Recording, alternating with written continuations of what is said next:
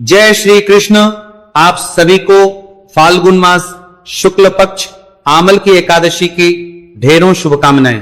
प्रिय दर्शकों, आज के इस वीडियो में हम बात करेंगे आमल की एकादशी का व्रत इस वर्ष 2026 में कब करना है, ये व्रत कैसे करना चाहिए, इसकी विधि के बारे में मैंने पिछली वीडियो में भी बताया था, जिसकी विधि सभी एकादशियों से अलग है।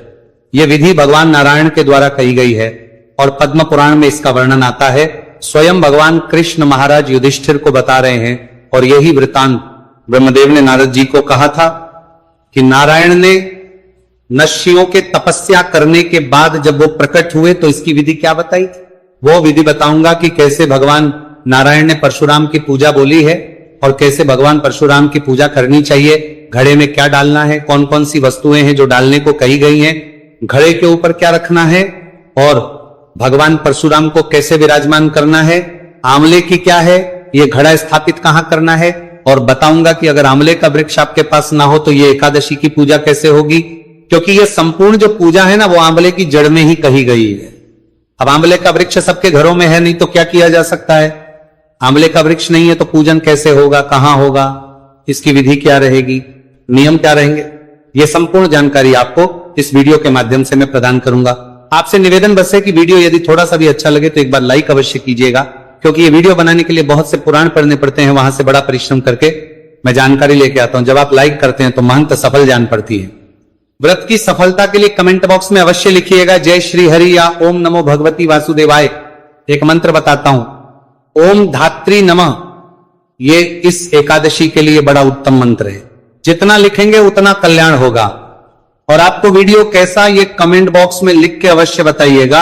आप देख रहे हैं सनातन धर्म का संसार ज्योतिष संस्थान का प्रतिष्ठित यूट्यूब चैनल सनातन धर्म का संसार धार्मिक।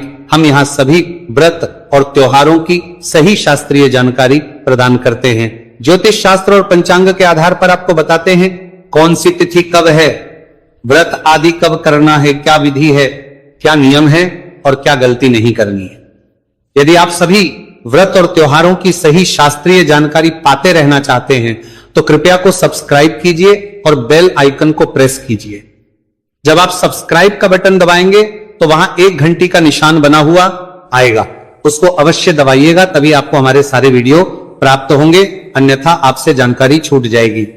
प्रिय दर्शकों, आइए अब बात करते हैं आने वाली एकादशी, इसे आमल की एकादशी कहते हैं। प्रिय दर्शकों, आमल की एकादशी के विषय में शास्त्रों में बहुत कुछ लिखा है। ये एकादशी महत्वपूर्ण इसलिए है क्योंकि जो आमला है ना, ये स्वयं भगवान के श्रीमुख से प्रकट हुआ है। स्वयं वाशिष्ठ जी महाराज मानदाता को सुना रहे हैं। आमले की उत्पत्ति भगवान के श्री हुई है और जहां आमल की वृक्ष होता है वहां नारायण ही नहीं, अन्य सभी देवी देवता भी विराजमान होते हैं। श्री वशिष्ठ कहते हैं कि इसके जो मूल है ना, मूल में भगवान विष्णु का वास है, इसके ऊपर ब्रह्मा का वास है, इसके स्कंद में परमेश्वर भगवान रुद्र बसते हैं, इसकी जो शाखाएं हैं उन शाखाओं में मुनि बसते हैं, टहनियों में देवता बसते हैं और पत्तों में वसु बसते हैं, फूलों में मरुदगण हैं तथा फलों में समस्त प्रजापति वास करते हैं कि सर्वदेवमयी बताई गई है।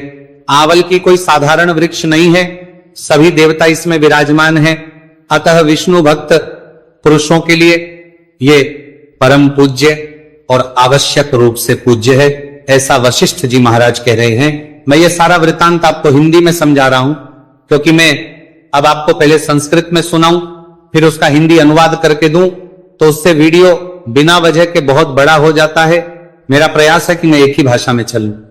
कहते हैं कि जब आमलकी की उत्पत्ति हुई तो सभी लोग वहां एकत्र हो गए, चाहे यशी मुनि तपस्वी देव सब वहां एकत्र हुए। तब वहां आकाशवाणी हुई। आकाशवाणी ने कहा कि जो समस्त भूतों के कर्ता और समस्त भवनों के श्रेष्ठा हैं उन्हें विद्वान पुरुष भी कठिनता से देख पाते हैं, वही सनातन विष्णु में हूं। यह सुनकर सबको बड़ा आश्चर्य हुआ। सभी ऋषिगणों ने भगवान नारायण की स्तुति की और स्तुति करके भगवान से एक प्रश्न किया, यदि आप हमसे संतुष्ट हैं तो हमें कोई एक ऐसा व्रत बतलाइए जो स्वर्ग और मोक्ष का फल प्रदान करने वाला है और के सभी संकटों को हरने वाला है।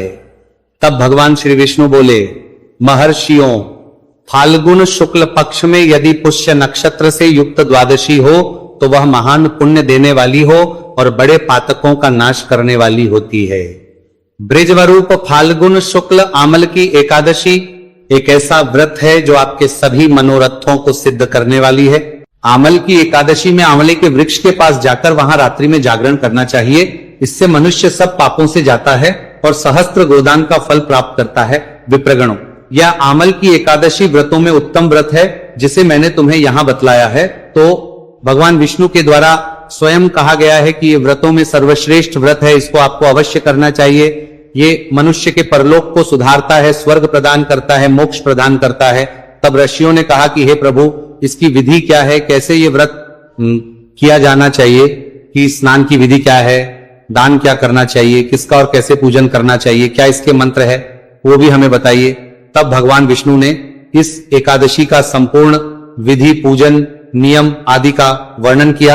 अब मैं आपको वो बताता हूं। एकादशी के दिन प्रातःकाल सूर्योदय से पहले उठिएगा। उठने के बाद दंत धावन करेंगे। तो जो आपका ये मंजन और पेस्ट आप प्रयोग करते हैं ना, इसका प्रयोग ना कीजिएगा, क्योंकि ये दोनों में ही, चाहे मंजन हो या पेस्ट हो, उसमें केमिकल आता है या नमक आता है और दोनों व्रत खंडित करते हैं। अगर आपके पास व्रत वाला मंजन है तो वो आप प्रयोग, भगवान कहते हैं कि मन ही मन पहले उठ के ये संकल्प करना चाहिए कि हे प्रभु, मैं आज एकादशी को निराहार रहकर दूसरे दिन भोजन करूंगा और इस प्रकार से यह व्रत करूंगा। मुझे आप अपनी शरण में रखें। आप स्नान आदि करेंगे। स्नान की विशेष विधि यहां भगवान ने कही है।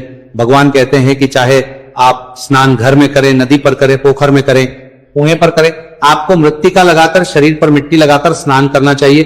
कहेंगे पंडित जी मिट्टी कहां से लाएंगे आज के समय में? आप सभी के घर में तुलसी का पौधा होगा, वहां से थोड़ी सी तुलसी की वृत्तिका ले लीजिएगा, मिट्टी ले लीजिएगा, उसे मुल्तानी मिट्टी में मिला लीजिएगा या आप उबटन बना लीजिएगा, उबटन का प्रयोग कर लीजिएगा। नहीं कहूंगा कि आप कहीं से भी कोई भी मिट्टी लगा के स्नान करें, पर जो विधि है यहाँ पे मैं वो बता रहा हूं और उसका आज के समय के हिसाब से क्या आप उसमें कर सकते हैं वो भी साथ में बता रहा हूं। तो आप उबटन प्रयोग कर लीजिएगा और मंत्र जो है ना, इसको अवश्य आपने उस समय पढ़ना चाहिए। अगर आप संस्कृत में ना पढ़ पाए तो आप देख लीजिए, मैं आपको हिंदी भी इसकी बता देता हूं। उसको आप हिंदी में आप मन ही मन बोल लीजिएगा। ओम कांत रथ क्रांते विष्णु क्रांते वसुंधरे मृत्यु के हर में पापम जन्मों कोट्या समर्जित। इसका अर्थ है कि हे वसुंधरे, तुम्हारे ऊपर अश्व और रथ चला करते हैं तथा वामन, भगवान ने वामन अवतार के समय भगवान विष्णु ने तुम्हें अपने पैरों से नापा था, अर्थात तुम पर भगवान के भी पैर पड़े हैं। हे मृत्यु के, मैंने करोड़ों जन्मों में जो पाप किए हैं, मेरे उन सब पापों को हर लो, उन सब का नाश कर दो।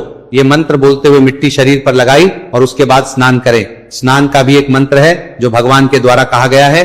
ओम गहुगे चमुने चैव गोदावरी सरस्वती नर्मदे सिंधु कावेरी जलेस्मिन सन्निधिं कुरु। जल की यधिष्ठात्री देवी माता, तुम संपूर्ण भूतों के लिए जीवन हो, वही जीवन जो स्वेदज और उद्भिद जाति के जीवों का भी रक्षक है। तुम रसों की स्वामिनी हो, तुम्हें नमस्कार है। आज मैं संपूर्ण तीर्थों, कुंडों, झरनों, नदियों, देव संबंधी सरोवरों में स्नान कर चुका हूं। मेरा यह स्नान उक्त सभी स्नानों का फल देने वाला हो। इस प्रकार से निवेदन करते हुए आप स्नान का जल अपने शरीर पर डालते हुए स्नान कीजिए। स्नान करने के बाद स्वच्छ वस्त्र धारण माता तुलसी का पूजन करेंगे, अर्थात माता तुलसी को जलादि अर्पित कीजिए। एकादशी के दिन तुलसी पत्र नहीं उतारने हैं, नहीं तोड़ने हैं, और द्वादशी के दिन भी नहीं। एकादशी को तुलसी पूजन कर सकते हैं, मां तुलसी को जलादि दे सकते हैं। आगे भगवान कहते हैं कि विद्वान पुरुषों को चाहिए कि वह परशुराम जी की सोने की प्रतिमा बनाए और प्रतिमा अपनी शक्ति और धन के अनुसार 1 या आधे माह से स्वर्ण की होनी चाहिए। तो अब मैं आपको बताता हूं कि सामग्री क्या चाहिए। उस सामग्री को एक बार आप नोट कर लीजिए। वो सारी सामग्री आप एकत्र कर लीजिएगा सामग्री के रूप में। भगवान परशुराम की कोई प्रतिमा आपके पास होनी चाहिए। स्वर्ण की लिखी है, पर सबके पास स्वर्ण की हो नहीं सकती। आपके पास तांबर हो, तांबर लीजिए। पीतल हो, पीतल लीजिए। और जिनके पास प्रतिमा ना हो तो आप तस्वीर ले लीजिएगा। प्रयास कीजिए, अगर प्रतिमा मिल जाए तो उनको करने के लिए एक चौकी की आवश्यकता होगी। चौकी पर बिछाने के लिए लाल या पीला वस्त्र चाहिएगा।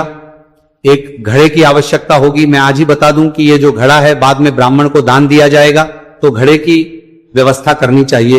आपको कलश जो भी आप रखना चाहे, लोटे का रखे और वो स्टील का ना हो, इसका भी ध्यान दीजिएगा।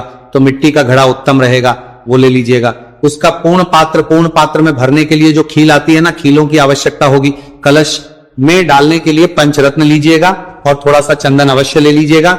ये अतिरिक्त भगवान को अर्पित करने के लिए रोली, मौली, पान, सुपारी, लौंग, इलायची, धूप, दीप, पुष्प की माला, इत्र, जनेऊ और पंचामृत बनाने के लिए कच्चा दूध, दही, घी, शक्कर और गंगा जल, शहद का प्रयोग एकादशी पर होता नहीं है। ये सारी सामग्री है जो आपने एकत्र कर लेनी है। सारी सामग्री को एकत्र कीजिए, लौटा लीजिए एक तांबे का, उसमें पहले थोड़ा सा गंगा जल भरिएगा, फिर शुद्ध जल भरिएगा और ये सारी सामग्री जो है आपने एकत्र कर लेनी है।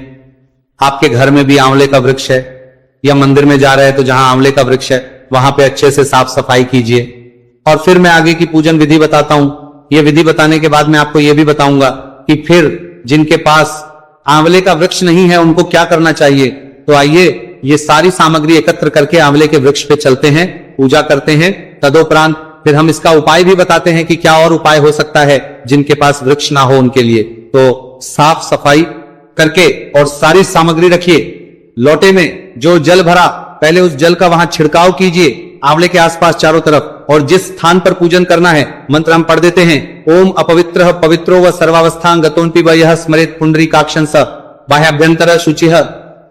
इस प्रकार से आपने स्थान को शुद्ध किया है, सामग्री को भी शुद्ध पवित्र किया है। अब आप चौकी बिछाइए, चौकी के ऊपर वस्त्र बिछाइए, उस पर या तो गेहूं रखिए या कोई और अनाज है आपके पास तो वो रखिए। उसके ऊपर आप कलश को रख दीजिए। जो कलश रखा जाएगा ये जल से भरा हुआ होना चाहिए। मंत्र पूजा के द्वारा और मंत्रों के द्वारा इसकी हम स्थापना करवाएंगे। जब हम पूजा विधि बताएंगे ना पूरी, उसमें मंत्रों के साथ, क्योंकि यहां अभी अगर मंत्र भी पढ़ने लगेंगे तो फिर बहुत बड़ा वीडियो हो जाएगा। तो कलश को आप स्थापित कीजिए। कलश में जो पंचरत्न हमने आपको बोले हैं, जो पूजा पाठ की दुकान से आपको मिल जाएंगे, वो डाल दीजिएगा। दिव्य गंध, इत्र आदि डाल दीजिएगा। उसके अंदर थोड़ा सा सफेद चंदन आदि लगा दीजिएगा और उसके चारों ओर आपको दीप प्रज्वलित करने हैं। दिए रखिएगा, चाहे आप तिल के तेल के दिए लाए, चाहे घी के दिए, 5 या 7 दिए उसके चारों तरफ आराम से आपको लगा देने हैं। एक दीपमाला जो कलश है ना, कलश के पूर्ण पात्र में, जिसे हम ढक्कन कहते हैं, कलश के पूर्ण कहते हैं, खीरों को ना, वो खीर रख दीजिएगा और खीलों के ऊपर उसमें भगवान परशुराम की जो आपके पास प्रतिमा है, मूर्ति है, उसको विराजमान कर दीजिएगा। उनके सामने एक घी का मुख्य दीपक रखिएगा, जो अगर संभव हो एकादशी को आप प्रज्वलित कर रहे हैं और तक आप उसको जला के रखें तो उत्तम रहेगा। इस प्रकार से आपने स्थापना कर लेनी है।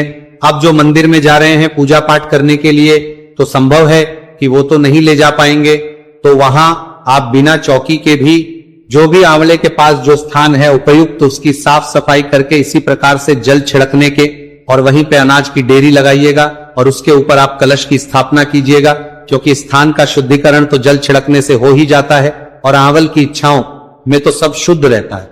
तो इस प्रकार से आपने स्थापना कर दी है। उसके बाद आप भगवान की विधि विधान से पूजा करेंगे, अर्चना करेंगे। उनको पुष्पमाला कैसे अर्पित करवानी है, कैसे जनेऊ आदि अर्पित करना है, देखेंगे। इसमें एक विधान जो कहा गया है, भगवान कहते हैं कि पूजा के लिए नवीन छाता, नया छाता, नए जूते, वस्त्र ये भी मंगवा के रखें। तो परशुराम जी को अर्पित करने के लिए जिसकी जैसी सामर्थ्य है उसके अनुसार आप ले आइएगा। छाते, जूते, वस्त्र आदि ये सभी मंगवा लीजिएगा और उनको वहां अर्पित कीजिएगा। अब जिनकी सामर्थ्य ना हो तो कोई बात नहीं, इनके बिना भी आप पूजन कर सकते हैं। देखिए, मेरा कर्तव्य बनता है, जो पुराण में विधि है मैं उसके बारे में बताऊं। ये ना हो कि कल को उसका पाप मुझे लगे कि भाई आपके सामने पुराण था तो आपने बताया क्यों नहीं, तो मैं ये विधि बता रहा हूं। अब जिसकी आर्थिक सामर्थ्य उतनी नहीं होगी तो कोई बात नहीं, आप उसके बिना भी पूजन कर सकते हैं। इसके बाद कुछ मंत्र हैं जो भगवान के द्वारा कहे गए हैं। ये भगवान परशुराम को आपने जल अर्पित करना है। कैसे उनकी पूजा करनी है? जैसे ये कहकर उनके चरणों की पूजा करें, रुकने नमः ये कह के दोनों घुटनों की, और उग्रय नमः इससे जांघों की पूजा करें। दामोदराय नमः इससे कटी भाव की, पद्मनाभाय नमः इससे उदर की, और श्री वत्सधारणे नमः इससे वक्षस्थल की, चक्रणे नमः इससे बाईं भुजा की, गधने नमः इससे दाही भुजा की, वैकुंठाय नमः इससे कंठ की, यज्ञ मुखाय नमः इससे मुख की, विशोको निधय नमः इससे नासिका की, वासुदेवाय नमः इससे नेत्रों की नमः इससे ललाट की, सर्वात्मने नमः इससे संपूर्ण अंगों की तथा मस्तक की पूजा करे। यही पूजा के मंत्र हैं जो विशेष रूप से उस दिन हमें प्रयोग करने हैं। तो कैसे करने हैं बाकी चीजें, कब आप पत्र पुष्प अर्पित करेंगे, कैसे तिलक करेंगे, वो मैं पूरा पूजा विधि का अलग से एक वीडियो बनाऊंगा। उसमें आप अवश्य इनको, इसमें भगवान को शुद्ध फल के द्वारा अर्घ्य प्रदान करना है, वो भी मैं आपको बताऊंगा। अर्घ्य के लिए एक मंत्र कहा गया है, भगवान जनार्दन विष्णु के द्वारा भगवान कहते हैं कि अर्घ्य देते समय इस प्रकार से मंत्र बोलना चाहिए। नमस्ते देव देवेश, नमस्ते धरणीधर, नमस्ते सर्वनागेंद्र, नमस्ते पुरुषोत्तम हरे, अर्थात देव देवेश्वर, हे जमदाग्नि नंदन विष्णु स्वरूप परशुराम जी आपको नमस्कार है, नमस्कार है। आमले के साथ दिया हुआ मेरा ये अर्घ्य ग्रहण कीजिए। आमले के फल से आपने ये अर्घ्य देना है। पूजा पाठ आदि करके भगवान के चरणों में मन को लगाते हुए दिन को व्यतीत कीजिए। काल को कीर्तन करना चाहिए। कीर्तन की बड़ी महिमा कही गई है। तन का फल प्राप्त करने के लिए वीडियो में अपलोड करूंगा। भगवान कहते हैं या तो वाद्य यंत्र आदि बजाते हुए, नृत्य आदि करते हुए, गाते हुए आप कीर्तन करें, अन्यथा कुछ पाठ कहे हैं शास्त्रों में, उनको सुनकर आप कीर्तन का फल प्राप्त कर सकते हैं। तो वो सभी पाठ मैं आपके लिए अपलोड करता हूं, उनका आप लाभ लीजिएगा। इसके बाद मैं बात करूं आहार की, तो ये जो व्रत है मनुष्य को या तो निराहार करना चाहिए या फल आहार ही करना चाहिए। इसमें अन्न का सेवन नहीं, नमक का सेवन नहीं, मिर्च का सेवन नहीं करना चाहिए। फल आहार और फिर भी अगर आवश्यक हो तो आप पी सकते हैं। इस प्रकार से ये व्रत किया जाना चाहिए। अब इसमें अगर कुछ लोग कहे पंडित जी वो सिंघाड़ा आदि खा सकते हैं क्या? देखिए, अगर आप किसी से नहीं होगा फलाहारी तो वो आप उस प्रकार से खा सकते हैं। एकादशी व्रत की महिमा मैंने पहले भी बताई है। इसमें जैसे जितना आहार खाएंगे उतना ही पुण्य आपको प्राप्त होता है, अर्थात जितना कम खाया जाएगा उतना अधिक पुण्य प्राप्त होगा। भगवान कहते हैं कि भक्ति युक्त चित्त से जागरण करना चाहिए। तथ्य संगीत वाद्य धार्मिक उपाख्यानों या भगवान विष्णु संबंधित जो कथा वार्ता है उसके द्वारा रात्रि व्यतीत करनी चाहिए। इसमें शयन के लिए नहीं कहा गया है, पूरी रात्रि किसी प्रकार से भगवान की कथाएं सुनिए, भगवान के स्तोत्र सुनिए, पाठ सुनिए, एक दूसरे से चर्चा कीजिए, किसी प्रकार से रात्रि को व्यतीत कीजिए। दिन आपको भगवान नारायण का नाम लेते हुए 108 परिक्रमा करनी चाहिए। आवल की वृक्ष की 108 परिक्रमाएं कही है। जो 108 ना कर पाए वो 28 कर सकते हैं। प्रकार से आपने ये एकादशी के व्रत के दिन पूजन पाठ आदि करना है और व्रत के अगले दिन सूर्योदय से पहले स्नान आदि कर लीजिए, स्वच्छ वस्त्र धारण कीजिए के दिन भगवान विष्णु की विधि विधान से पूजा कीजिए, आमल की वृक्ष की पूजा कीजिए। पूजा करने के बाद ब्राह्मण को अपने निवास स्थान पर निमंत्रण दीजिए या आप स्वयं मंदिर जाइए, वहां ब्राह्मण की पूजा कीजिए। और उसके बाद ये जो सामग्री है जो आपने यहां पूजा में अर्पित की थी, चाहे वो कलश हो परशुराम जी का, चाहे वो जो वस्त्र मैंने आपको कहे कि वस्त्र कहे गए हैं, इसमें 2 वस्त्र, जूते आदि, वो सभी वस्तुएं आपको ब्राह्मण को दान दे देनी चाहिए। और मन में ये भाव रखना चाहिए कि मैं ये सभी वस्तुएं आपको अर्पित कर रहा हूं परशुराम जी के रूप में, भगवान विष्णु मुझ पर प्रसन्न हो। इस प्रकार ब्राह्मण पूजा के बाद आवल के वृक्ष की परिक्रमा कीजिए। जो विधान दक्षिणा का कार्य है, ब्राह्मण को भोजन आदि करा सकते हैं तो ब्राह्मण आदि कराएं और इस प्रकार से आप अपने व्रत का पारण करें। भगवान कहते हैं कि उसके बाद आपको अपने पारिवारिक जनों के साथ, कुटुंबियों के साथ बैठकर भोजन करना चाहिए। इसमें जो लोग रात्रि भर जागरण करेंगे वो लोग बिना स्नान किए हुए ही सुबह सुबह ब्राह्मण को ये सभी वस्तुएं दान कर देंगे, फिर स्नान आदि करके दोबारा ब्राह्मण की पूजा करके और फिर ये भोजन आदि का कार्य करेंगे। अब प्रश्न ये उठता है कि आंवले का वृक्ष ना तो सभी घरों में है और ना ही लिए में आसान है। तो देखिए, आंवल की एकादशी आने में अभी समय है, या तो आप तब तक किसी पौधे वाले से मंगवा लीजिए अपने घर में, क्योंकि होना चाहिए, उत्तम होता है। और फिर भी अगर किसी के पास व्यवस्था ना ही बने आंवले के वृक्ष की, तो आप कलश के चारों ओर आंवले का फल रख सकते हैं। आंवले के फल तो सभी स्थान पर मिल ही जाते हैं, तो आप आंवले का प्रयोग कीजिएगा। आंवले का फल जो है वो कलश के चारों ओर रखिएगा और इस प्रकार से इस एकादशी का लाभ लीजिएगा। भगवान विष्णु के ऋषियों ऐसा करने से जो पुण्य होता है वह मैं तुम्हें बताता हूं। सुनो, कहते हैं कि संपूर्ण तीर्थों के सेवन से जो पुण्य प्राप्त होता है तथा सब प्रकार के दान देने से जो फल मिलता है, वह सब उपयुक्त विधि से जो भी बताई है भगवान की विधि, उसका पालन करने से आपको प्राप्त हो जाएगा। सभी समस्त यज्ञों की अपेक्षा भी अधिक फल मिलता है। इस विधि से यदि एकादशी की जाए, इसमें तनिक भी संदेह है। यह व्रत सब व्रतों उत्तम है जिसका मैंने वर्णन किया है। इस प्रकार से भगवान नारायण अपना वरदान पूर्ण करते हैं। तो प्रिय भक्तों, इस प्रकार से आपको इस एकादशी का व्रत पूजन करना चाहिए, बड़ा ही कल्याणकारी रहेगा। अब बात आती है कि व्रत करना कब है और पूजन का समय क्या रहेगा।